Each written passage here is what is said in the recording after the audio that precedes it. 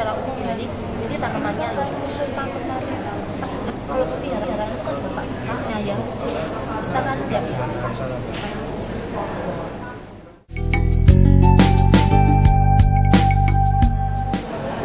kita dikasih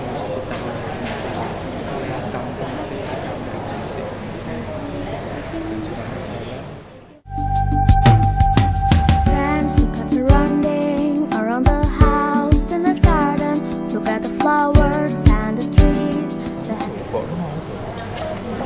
Ya termasuk pemisahan sama. Ya, ini kan penjelasannya banyak. Oh gitu. Terus itu sampah plastik kan diambil oleh Pak Bun. Ini sudah pemisahan sampah. That's rabbits and the others. Friends, let's running our healthy by the fresh water. Saya bilang berkumpul dia butuh 5 kepala untuk masak, berarti harus teman-teman cari teman 5 kepalanya nempel. Baik. Dibutuhkan ibu saya membutuhkan sekitar 10 kepala. 1.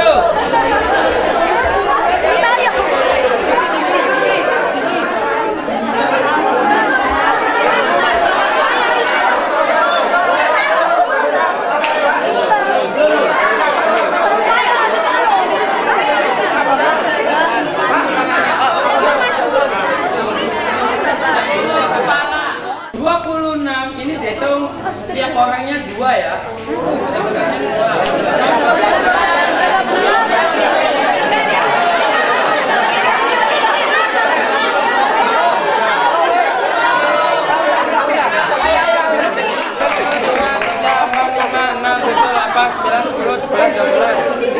Oke. 1, 2, 3. For a fever, living in a tenancy and for a night. Don't you want like that? For the better earth. Don't you want like that? For the better earth, let me sing free. Throw and throw near, side by side, arm in arm, to the action for the better. Alhamdulillah mama mau ya, dia mauin pokoknya. Terus mau. Betul Dik, kadang-kadang kita susah menarik orang karena mungkin karakter, kebiasaannya. Mungkin karena kita salah satunya nggak menghargai mereka waktu menyusun program, bukan waktu bagi tugas. Kadang-kadang yang salah kita minta bantuan orang lain, mereka hanya dikasih tugas.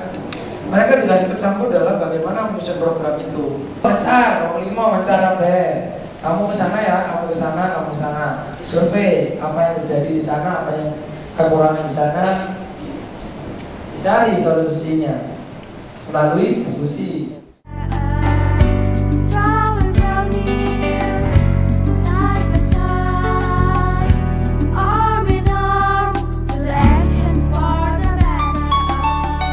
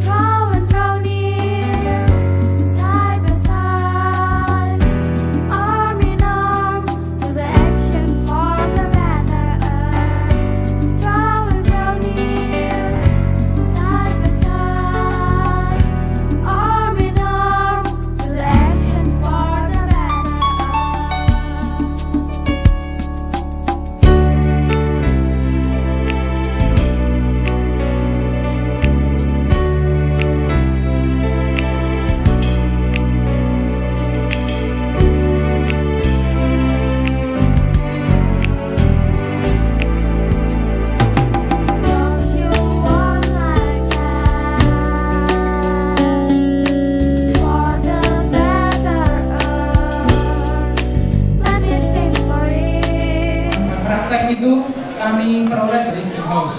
Yang kedua, kebersihan kelas setiap hari. Maksud dari setiap hari ini program piket kelas kita jalankan di sore hari waktu pulang sekolah, bukan pagi hari. Jadi pada waktu pagi hari kelas sudah bersih dan anak-anak siap untuk menerima pelajaran.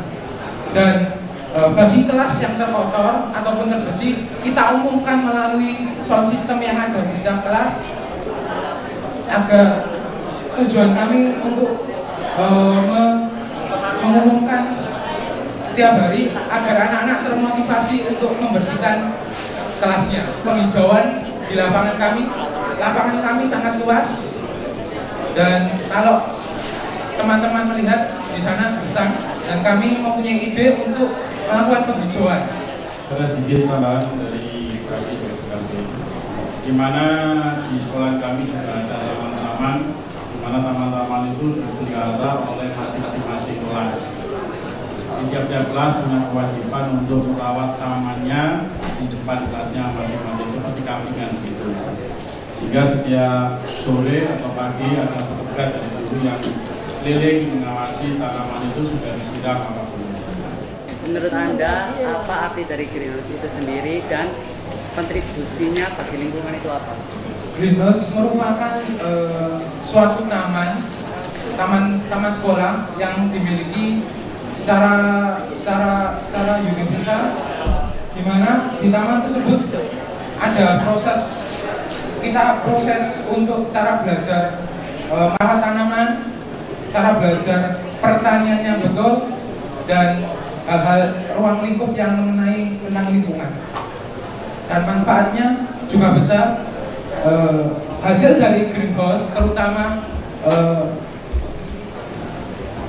tumbuhan yang dapat ditanam di tanah rumput di lapangan kami gunakan untuk menanam di lahan hijau yang kosong tersebut.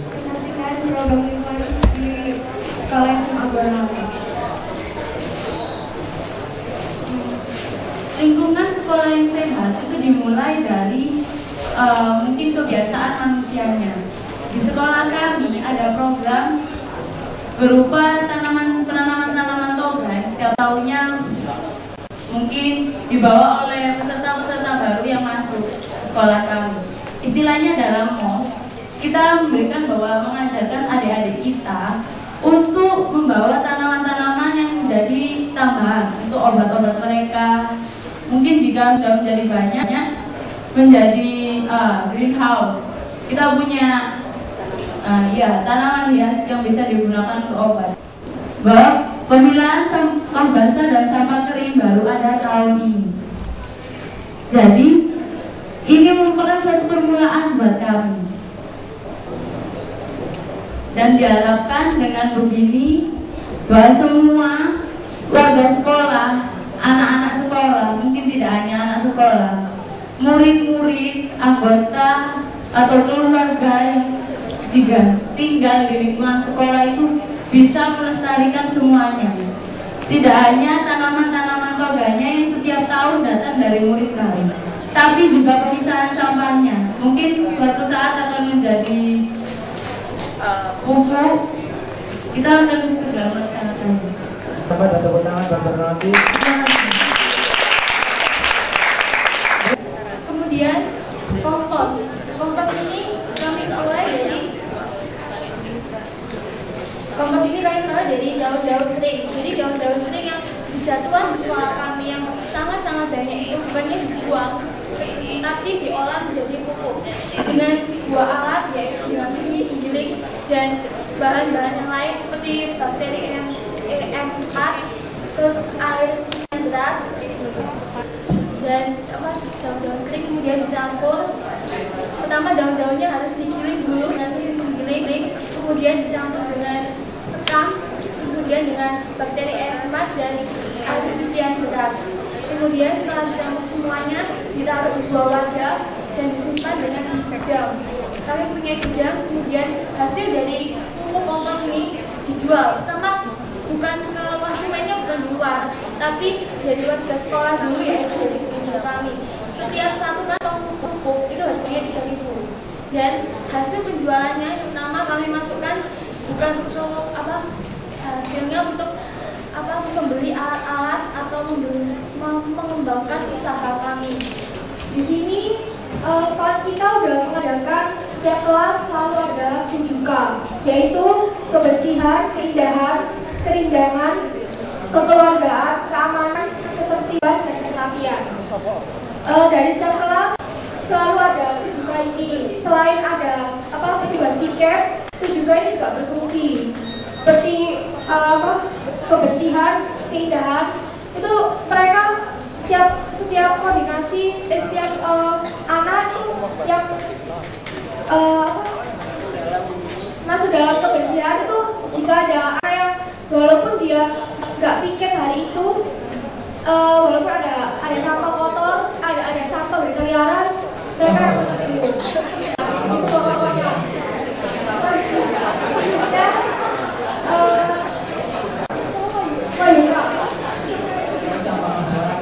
Yang kedua yaitu lomba kebersihan kelas. Lomba kebersihan kelas ini sudah dimulai selama 6 bulan ini. Jadi setiap 6 bulan sekali akan dipilih kelas yang terbersih dan terapi. Yang ketiga, pemisahan sampah kering dan sampah basah.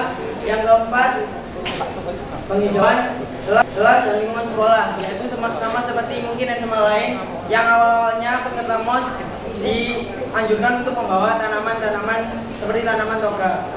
Yang kelima, penanaman rumput hidup dan kebun sekolah. Ini sekolah kita juga ada program yang dimasukkan ke dalam kurikulum, yaitu pendidikan lingkungan hidup yang setiap seminggu itu sekali.